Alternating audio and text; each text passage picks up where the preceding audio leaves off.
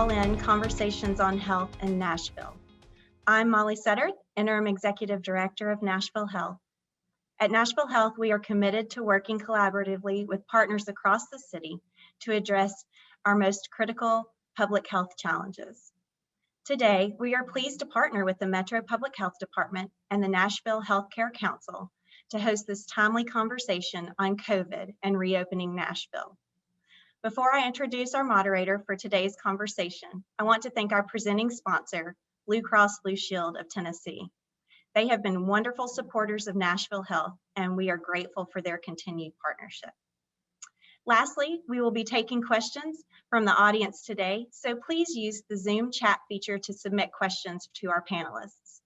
Now, it is my honor to introduce Nashville Health founder and chairman, former U.S. Senate Majority Leader, Bill Frist.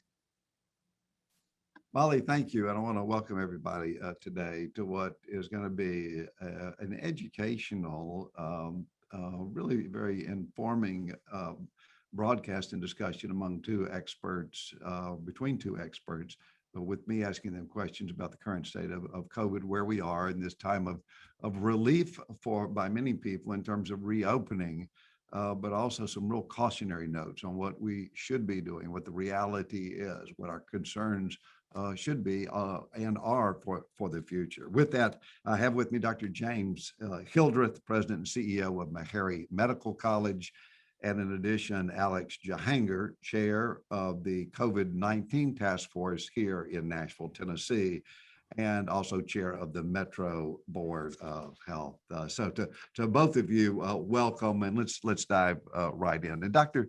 Jahangir, let me start with you. As I mentioned, Nashville and communities all across the country are opening up at a rapid pace for the summer and preparing for the fall, and people are acting as if COVID is over. You know, as a state, Tennessee is failing. Those are my words, but is failing in vaccination rates compared to other states. Only about 35% of people in Tennessee across the state are fully vaccinated. And we also know this more transmissible Delta variant virus is out there. Around the country, it's about 1 in 4 cases today, much more transmissible. But let's focus on Nashville. Bring us up to date in terms of testing, vaccination, and where we are in Nashville. Sure. Good morning, Senator. Thanks for having me.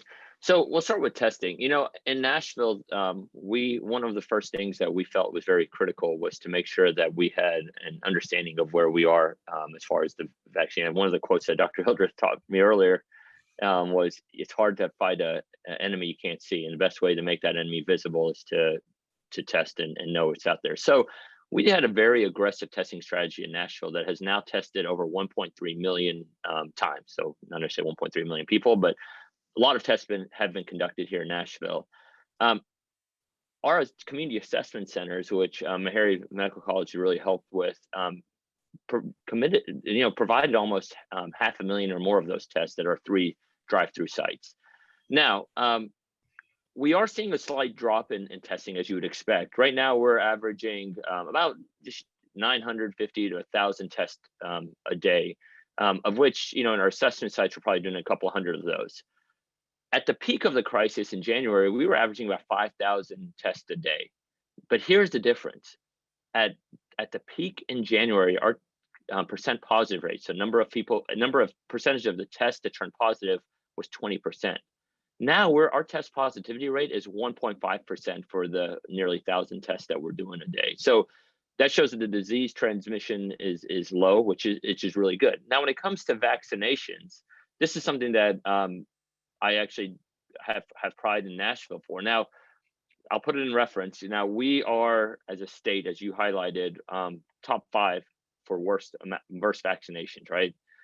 In Nashville, we have now crossed the 50% threshold of all Nashvillians have received at least 1 dose of the vaccine, which is good. It's one of the best rates actually in the state, and it is the best metro rate in the state for sure. That is about 10% higher than the state, and we need to get better for sure as a city. But what I also am proud of is when you look at those individuals over 55 who resulted in 91% of deaths, we have vaccinated nearly 75% of those individuals over 55 in Nashville. And we've done it in such a way that also, I believe, has a reasonable lens of equity and equality, because of Blacks who are over 55, 53% have been vaccinated. Of whites who are over 55, 58% have been vaccinated. And of people of Hispanic ethnicity over 55, 76% of that age range has been vaccinated in our city. So we're doing this through very deliberate ways. We have over 250 pop-up clinics we've done, and we had our Music City Center, which gave over 117,000 doses. We had our one-day mass vaccination event at Nissan Stadium, which had over 10,000 doses given. And there's just effort after effort. And so I'm proud of what we're doing here in Nashville. But again, we're part of this greater community of Tennessee, and so I do want us to make sure that we don't forget that our state needs to do better as well. Dr. Hildreth, the city and partners like McCary are working hard to encourage residents to get vaccinated. I know we still have a long way to go, real progress, but how do you see the trends in our vaccination rates? You may be on mute. You're on mute. There you go. I'm sorry. You think I would know better by now. Good morning, Senator Frist, and thank you for having me. The first thing I want to do is to really thank Dr. Jahanger for his leadership. Those statistics he just gave to all of us are kind of an outlier when you look at the national trend in certain cities. So kudos to Dr. Jahanger and Gil Wright, because they've done a fabulous job. My biggest concern, Bill, is that, well, let me start with the good news. The good news is, as I said and speak with you, more than 3 billion shots have been given around the world. If you think about that, billions of shots have been given. That's quite remarkable. And here in the United States, I think we just crossed 324 million shots given. But the problem is there's unevenness. There are some states that have more than 80% of the population vaccinated. And as you just heard, Tennessee is one of the worst 5. And what's going to happen, Bill, is that the data shows us that where there's high uptake of vaccines, community spread is very low and hospitalizations have dropped drastically. But in those communities where vaccinations have not been taken up significantly, we're starting to see these intense sort of surges that are likely to continue. As a matter of fact, in a few states that I'm aware of, certain counties, they've noticed that not only have the cases gone up, but they're younger people, and more than 90% of those infections tend to be Delta variant. So we just got to do a much better job of getting the holdouts to understand how important it is to get vaccinated, because when you get vaccinated, you're not just protecting yourself, but you're helping us create a wall around the virus where it has nowhere to go. So maybe that's one way people can think of it. When you get vaccinated, you're helping us protect all of us. So I would just hope that people would get that message and make the decision to get vaccinated.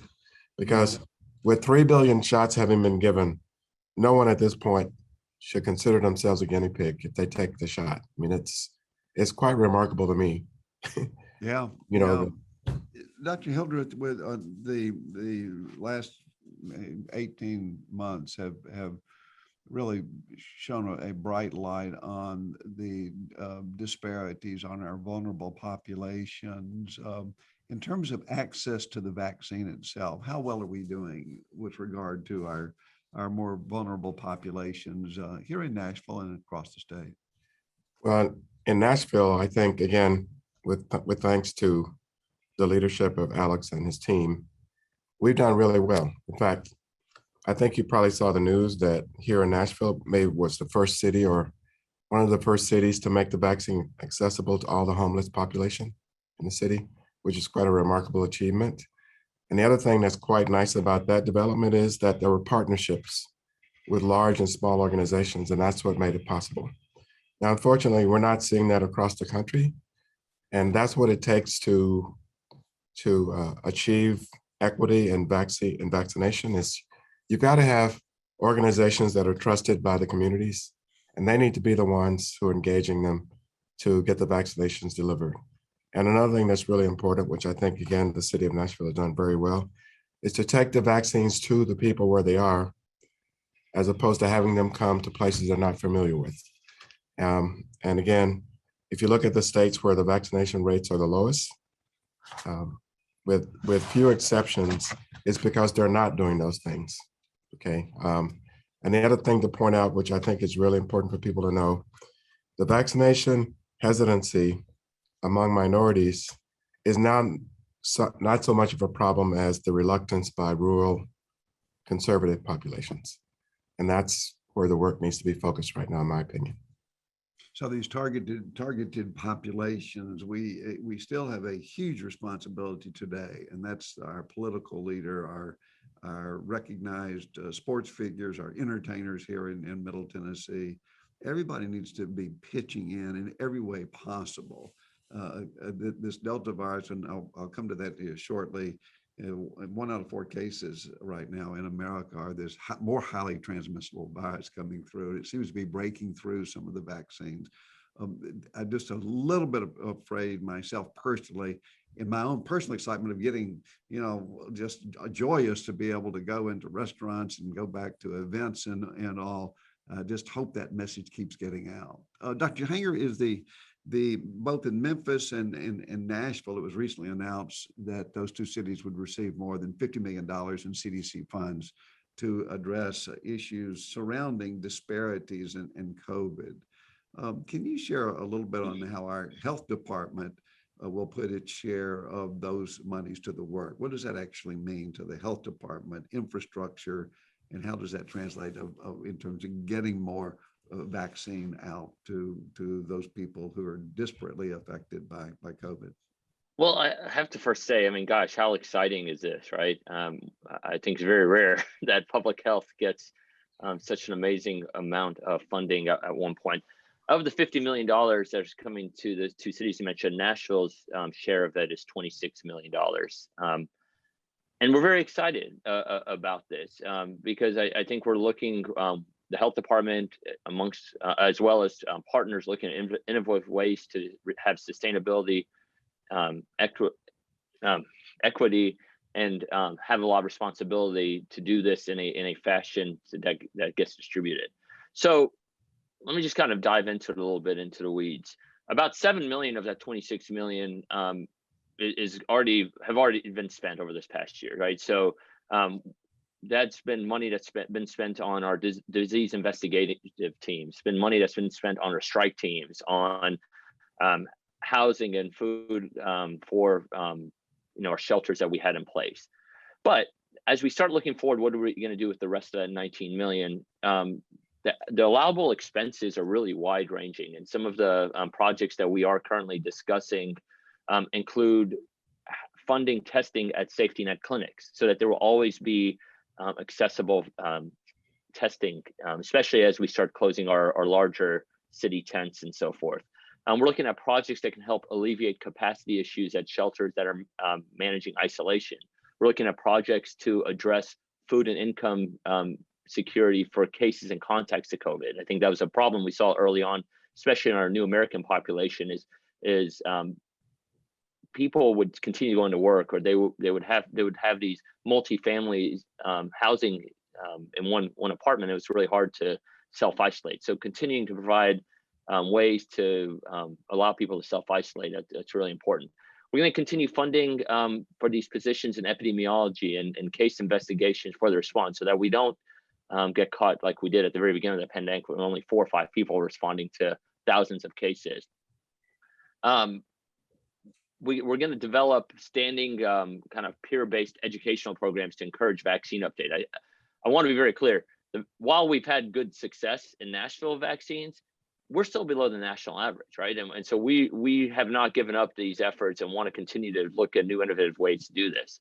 And then finally, I think we want to continue new and continued funding for with our critical partners that have helped throughout this whole pandemic to reach our minority populations, our immigrants, our refugee communities. These are relationships that have allowed us to have the success we've had.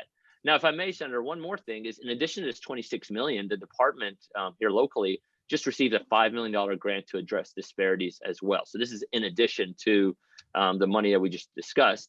And we're looking to use this funding for community health workers, organizers, supporting the underserved populations in languages such as Arabic, Kurdish, Burmese, Swahili. I mean, there's so much amazing diversity in the city that we need to make sure we address.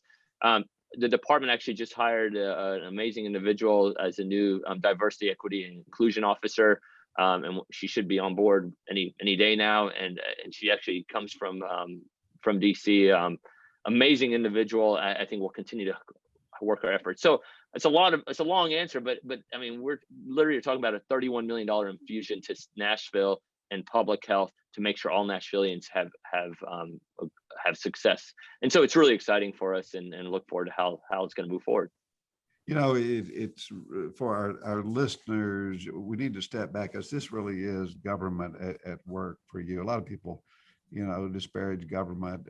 These are your taxpayer dollars that are collected through your federal taxes, sent to Washington, D.C., and then are coming back home to help rebuild the infrastructure that has been grossly underfunded for the last 20 years in our country. And we paid a real price for that underfunding of the infrastructure in public health in these first few months of this pandemic. But our government has responded quickly at the federal level with almost $10 trillion overall in response to the COVID in a quick time by our United States Congress, which they control the purse strings. But this is just another example that appropriate your taxpayer dollars coming back here locally to support a critically underfunded area in the past. And Alex, thanks for outlining that. It's the immediacy of it that can be put to work right now.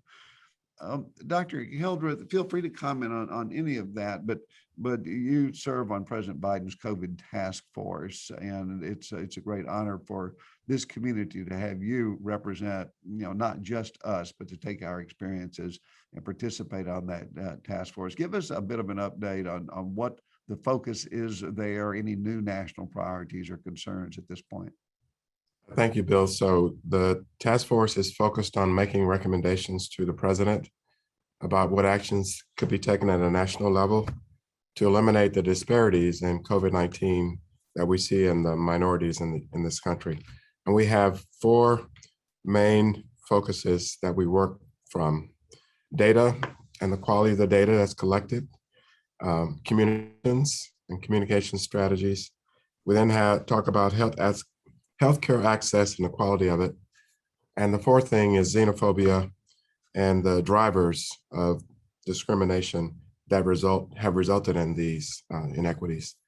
Our current focus is one that I'm very concerned about, which is long COVID.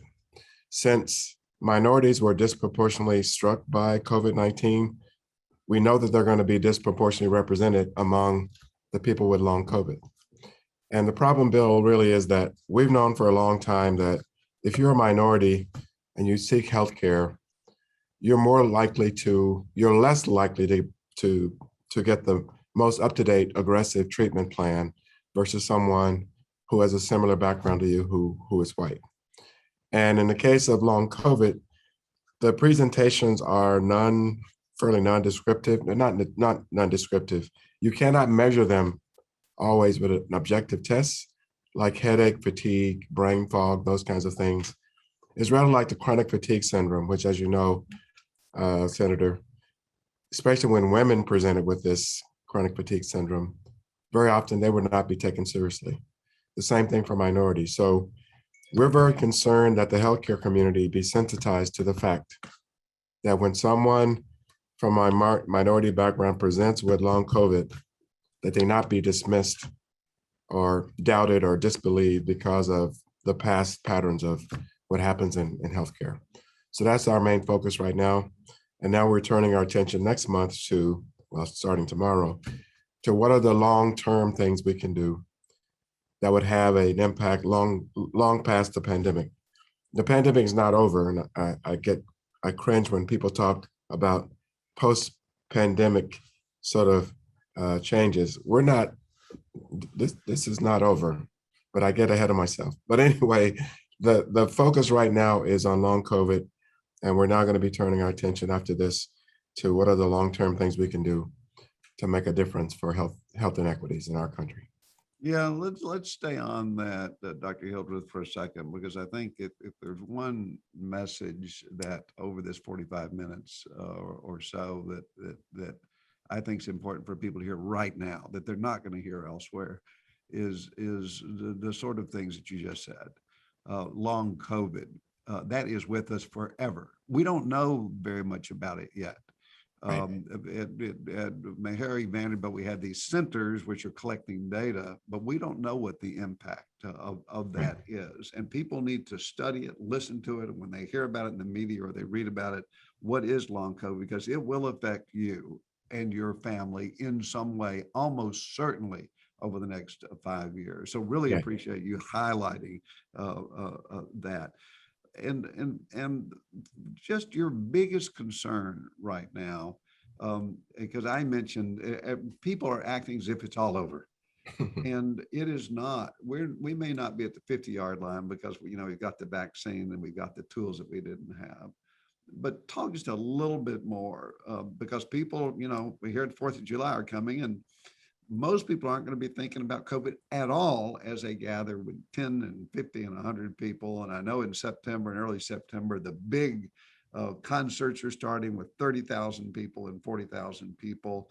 And we may be okay, but right now we're right in the middle of this pandemic. But just go a little bit further on your biggest worry. So, Senator, my biggest worry comes from my 40 years of studying viruses and how our body responds to them. And RNA viruses, just a little science here, they mutate as a normal part of their replication, and coronaviruses are no exception. Every time the virus has a chance to infect a person and spread to another person, there are mutations that happen, and variants are just collections of mutations in the genome of the virus. And the genes of the virus encode proteins or antibodies bind to those proteins, and the shape of the proteins are determined by the sequence. So whenever there's a mutation in the genome of a virus, there's a chance the proteins will change their shape and the immune system cannot recognize them as well. So what has happened is the Delta variant is an example of mutations that have occurred in the genome of the SARS-CoV-2 virus that's making the ability of antibodies to bind to those proteins less than they were for the original strain. And as a result of that, this virus is twice as transmissible as the original strain. So the Alpha variant was 60% more transmissible than the original strain. Delta is 60% more transmissible than the Alpha variant. So now we have a variant that's twice as transmissible as the original one. And there's also evidence that this virus makes people sicker. And on top of all of that, Senator, is in at least 4 countries that I've been able to see the data, is really clear vaccinated people are getting infected by this virus, okay? And this is a variant of what the CDC calls a variant of concern, but we're just 1 or 2 mutations away from a variant of high consequence. What that would mean is a variant for which the changes are so significant that the current vaccines do not work against them. And that would mean all of us would need a booster shot. And I personally don't want to go there. So the sooner we build a wall around the variant by having 70% of us vaccinated, that'll be less of a concern for me. But right now, my biggest concern is that we're dealing with a variant that has ability to, at least in some vaccinated people, cause infection that's twice as transmissible. And for the young people who might be listening who think they're impervious to COVID-19, you're not. Many of the hospitalizations now are occurring among younger people, and they're going to hospital, they're on ventilators. So my biggest concern, Senator, is that as a scientist, seeing what I see, people need to know this is not over. That's my concern. Alex, you played such an important role in terms of what goes on at the Metro Health Department, and thank you so much. We are safer. I'm safer. My family's safer. We all are because of your work and what you've done on behalf of the people who are closest to us in terms of fighting the COVID virus. As in terms of concerns and things like the Delta variant, which is more transmissible, will cause more morbidity, does have some breakthrough. First, we need to get everybody vaccinated, but secondly, really address these variants and whether or not we need to get boosters. Literally, I think it was 3 weeks ago that I was citing statistics that about 10% of the population cases were Delta variant. And I was looking at the data this morning and it's up at 27%. So it's getting bigger, it's getting worse. And we don't want to, frighten people about it. But the point is things are happening and some things are getting worse now. Any comments on these variants coming in and how it impacts either communication, what we need to be doing in terms of vaccination, how we need to have better science coming forward? Just take the whole variant world and educate me a little further. Yeah, thanks, Senator. And I think as Dr. Hildreth said, here's the thing with variants. Viruses, it's a game, right? Viruses just want to go from host to host, and they have, this virus is no different. And over the past year or so, we've seen that from alpha, beta, now the Delta variant. What we're starting to see is this Delta variant, which it hasn't fully made it into Nashville to our knowledge, but will soon, right? I mean, it's inevitable as it's happening everywhere else. What we know about this Delta variant, though, is it appears that people who are fully vaccinated with the mRNA vaccines, so the Pfizer, Moderna, still appear to have reasonable immunity from getting the virus, and if they do, it still becomes less serious outcomes or from it. So my biggest thing is the best way to protect yourself from the Delta variant is to make sure you're vaccinated. And actually, just found out yesterday, thanks to Dr. Hildreth, that those who've received perhaps the Johnson & Johnson or AstraZeneca vaccine may benefit from getting an mRNA vaccine. This is a study just came out of Lancet, because the mRNA vaccines appear to be more effective against the Delta variant. So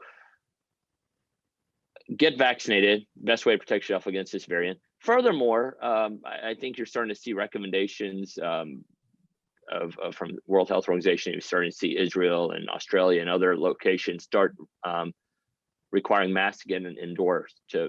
So use your judgment, I guess, is where I'm getting at. Use your judgment about do you feel that you may be at a higher risk if you were to get the illness? Wear your mask if you're worried. Make sure you're fully vaccinated. I mean, it's not rocket science here. If you're vaccinated, even if you were to get sick, you're not going to get really sick. And at the end of the day, for me, the mortality and the morbidity and the long-term effects of getting the virus is what I'm most worried about. And the best way to protect that is to make sure you're fully vaccinated. There's a lot of vaccine available out there, and I think that's my big take home here, Senator, with the variants. Yeah, it's worrisome, but we have a solution for it, and to get the vaccine. Yeah, thank you. I think that's a great bottom line. Dr. Hildreth, I know you need to slip off for a previous commitment, but a final word. I just want to emphasize what Dr. Jahanger just said. The best way for us to deal with the variants and to get the pandemic behind us is for all of us to get vaccinated. And I just hope people will accept that message. Let's create a wall around the virus and have it have nowhere to go. We can do that by getting vaccinated. So, and thank you for the opportunity to take part. And again, I just want to personally thank Dr. Jahanger for his leadership, because we're all safer because of it. And he knows I'm a big fan. But anyway, Alex, thank you, sir. All right, take care. Great. Yeah, thank you. And we're going to continue here. We have a number of questions from the audience and appreciate people sharing your questions with us. One here, Dr. Jahanger, do you anticipate an uptick in businesses and schools requiring patrons and students to be vaccinated or to have a card to show that vaccination before you can enter a restaurant or maybe go to a concert? Well, I'll start with this. In the state of Tennessee, the legislature just made it illegal for any public employers to mandate vaccines. Okay, so we start from a place where vaccines are being politicized. So frankly, I think we all need to just process that. But hospitals are allowed to mandate. Private employers are able to mandate, and I know several of universities here in town, Vanderbilt being one of them, are going to require students have to be vaccinated prior to the next school year. so I, what's to say that, as of right now, I think, especially as these vaccines are currently under emergency use authorization, I don't see that as likely. But I believe the move to make them these vaccines, especially the Pfizer and Moderna, not under EUAs, it will come soon. And it will be an interesting thing to see what private employers do for mandating vaccines. I think it becomes harder in a lot of situations to enforce it, whether somebody who's visiting your store is vaccinated, right? I think it becomes more challenging to do that. But I don't know. We'll see how it goes. But I do want to just highlight that vaccines shouldn't be politicized. People should be vaccinated. And when we go around making it illegal to mandate people from being able to, if they feel it's the safest thing for their constituents being a store, a employer, I just think we need to just step back and look at what we're doing, because there's a lot of public facilities that take care of vulnerable people. A lot of colleges that are public, all of those in the state of Tennessee, it's a non-starter. And so I have some angst there, but I don't know what's going to happen, right? Yeah, Dr. Hanger, tell us, I got a lot of questions coming in about children, school, going, back to school. People are thinking about it, whether or not masks should be required. And I know it's a sensitive issue and it's too early to sort of address all of that now, because we don't know exactly where we'll be, but just talk to us a little bit about children. Should they be vaccinated? What age should people be vaccinated according to the CDC today? A little bit about whether or not people will be wearing masks in schools in September, whether they should, and anything else about vaccination in children. Sure. So as most of your audience probably knows, right now ages 12 and up can be vaccinated, and I strongly encourage it. What I'm finding interesting is we're not seeing the uptick in the 12 to 18 range as one would hope. And if you look at certain pockets, certain schools have up to 95% uptake. Certain schools don't have that high uptake, and there is almost a direct correlation as to the family's beliefs. And so as a parent, obviously you influence what your kids do. So I think everyone should be vaccinated. I have children under 12, 3 children, they're all under 12 right now.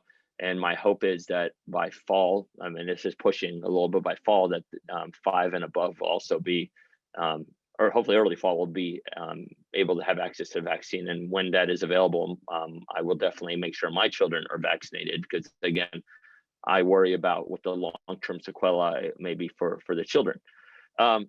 Now, when it comes to masks and so forth for kids, I want to highlight, and I know there's several comments here, and this, the good doctor and I have had multiple conversations of this in private.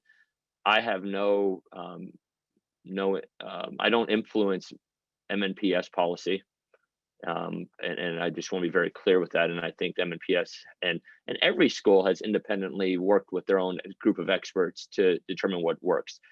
What I'll tell you is a private school that has, I don't know, 500 elementary school children, it's a much easier situation to control and have a sense of where things are, versus a large public school system with hundreds of buildings and thousands of students. So it's really it's easy from sitting here on a webinar, say, oh, you should do A, B, and C. Well, when it comes to actually implementing the policies, I would defer to each individual school system. I think, again, masks protect those that are not vaccinated. I don't think anyone questions that. And fortunately for most of our schools, the teachers have now all had access to the vaccine. So when we worry about the kids infecting parent or adults, hopefully that risk is mitigated. But I don't have an easy, safe answer, Senator. I'm not going to sit here and make one, but I do ask that people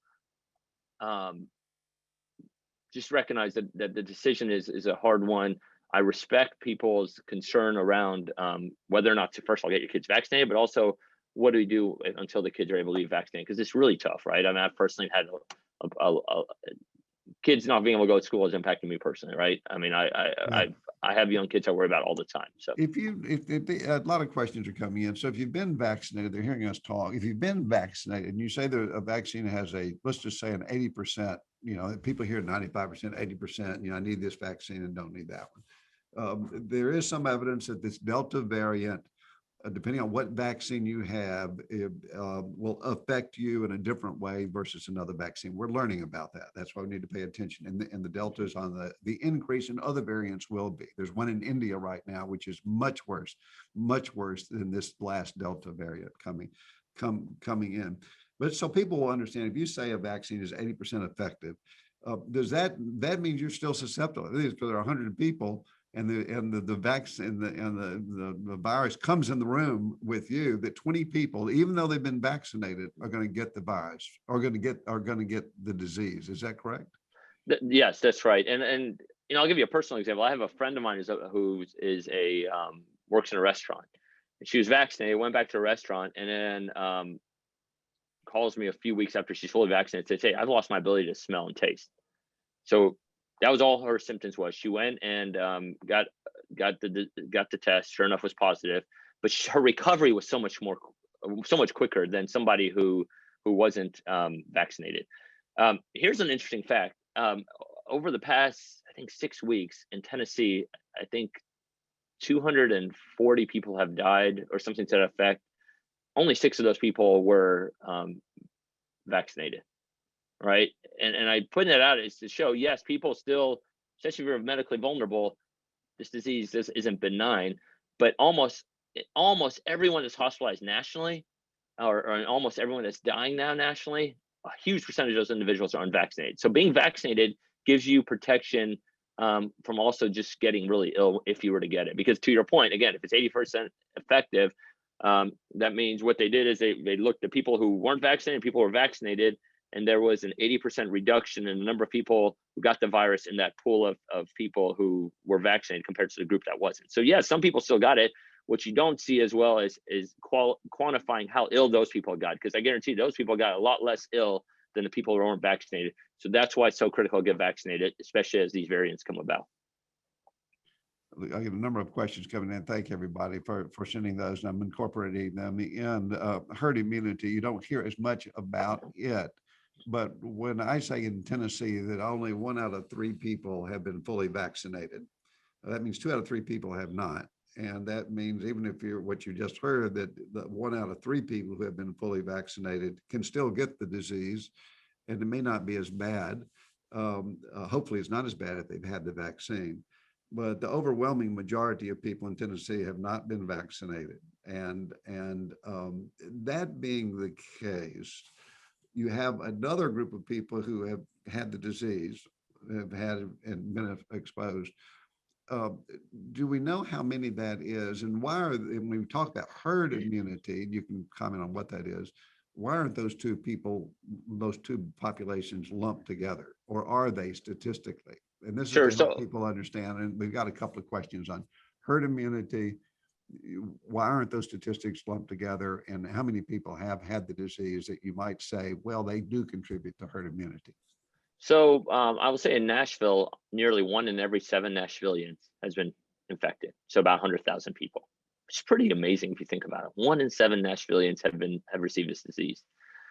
So there is some natural immunity that builds up. So one in seven people have had COVID. Have had a positive test for COVID, right? So yep. That number could actually be a little higher, right? So some people have gotten it who didn't get tested. Yep. But here's the question that I get a lot, and I suspect a lot of people here do, is, well, then those people are immune. Why should they get vaccinated? What has also been very consistently shown is the amount of immunity given by natural illness, and natural immunity, as it's called, is very inconsistent. It's variable. Sometimes the antibodies go away fast. Sometimes it just isn't a good immune response.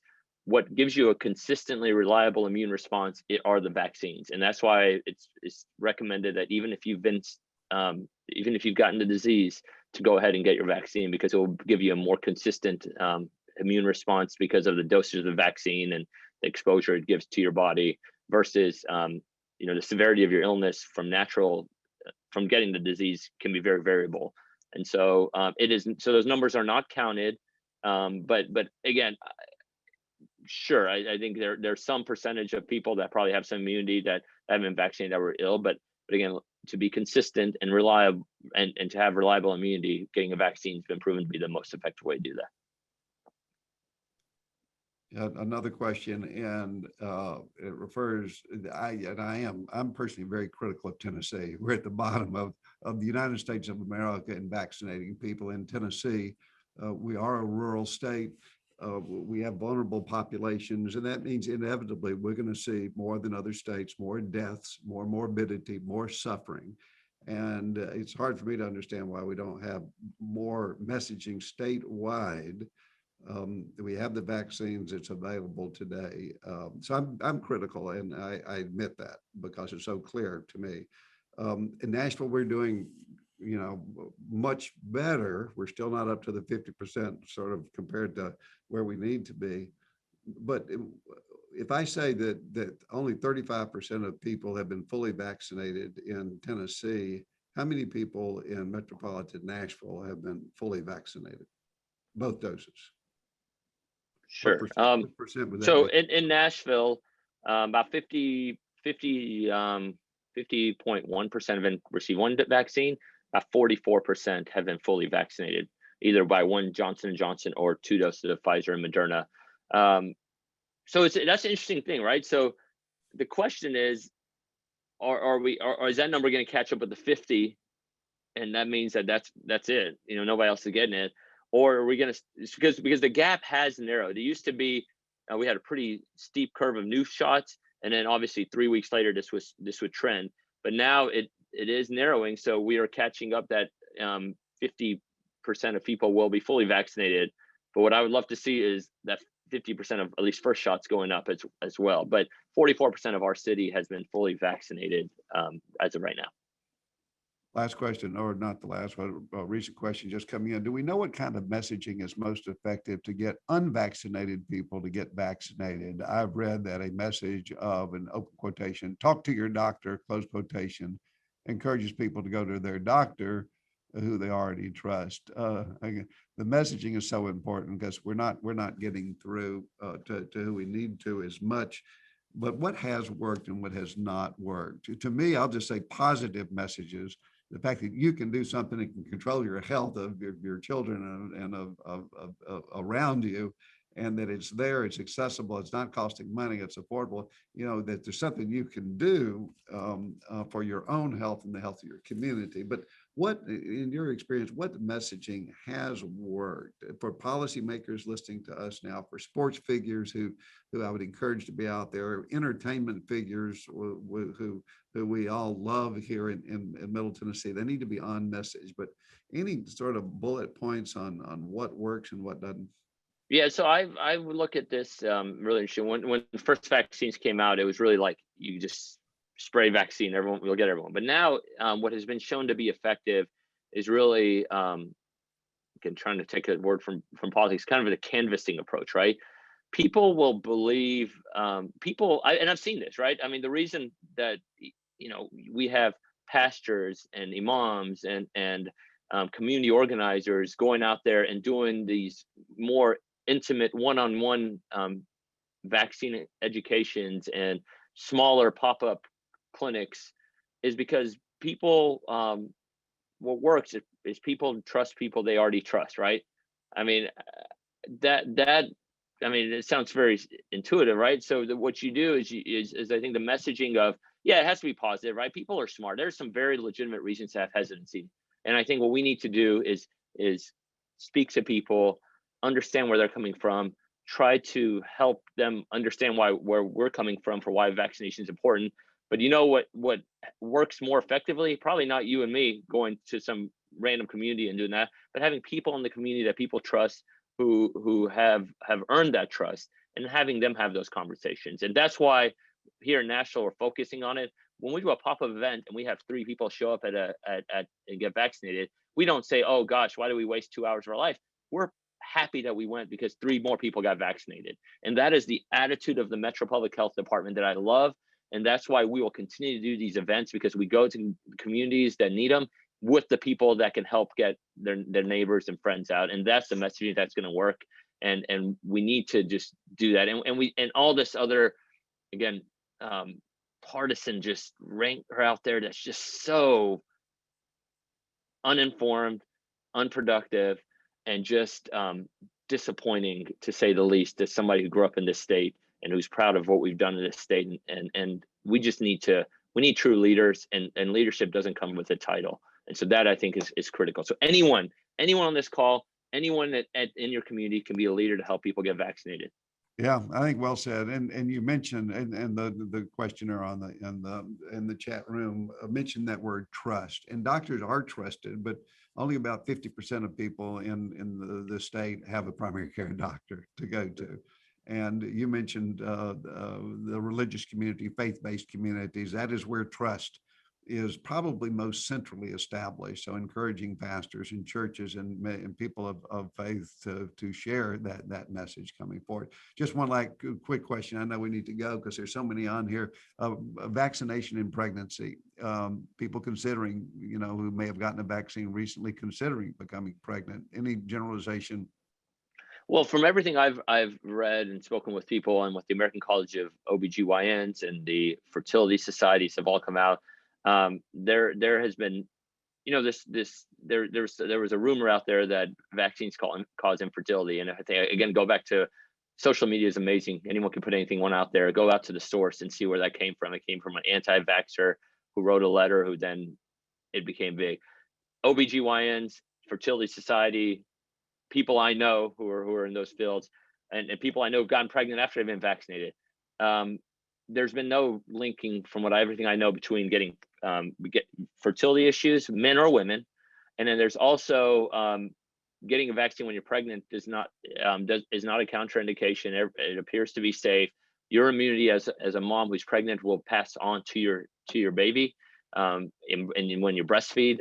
So every society that studies this thing has come out in favor of it. And then this discussion around infertility is just, look at the source. That's my thing. Do your own research. It quickly comes up that the source was an anti-vaxxer who just played the game well. Good. Alex Jahanger, thank you for your leadership. Thank you, sir. Your leadership at the Metro Health Department, that I think after today, people realize what a critical, fundamental role in terms of saving lives, improving our lives. Many people didn't know much about the Metro Health Department 2 years ago, and now it's on the forefront. Your leadership there, your leadership in the city and in metropolitan Nashville, your leadership practicing clinical surgery right here around the corner at Vanderbilt every day as well. Thank you for participating and engaging in so many ways that affects each of our lives. Thank you. Can I make one quick comment I saw from Ms. Law here about nurses? Huge point. Public health nurses are critical. I'm proud of us. We've been able to put a nurse in every school through the Metro Public Health Department. I'm so glad Ms. Outlaw placed this message. Nurses are critical to this messaging. I probably trust them more than doctors. So anyway, thank you I just had to throw that one out there. So I appreciate you doing that. In the transplant center that I helped build here years ago, the doctors would sort of, they'd be the ones people would point to and get all the glory and that sort of thing. All of the leadership, the work, the industry is with nurses on the front line. They're the ones trusted. They're the ones touching the patients in ways that affect their lives. So I appreciate you mentioning that. Again, thank you so much for being with us today.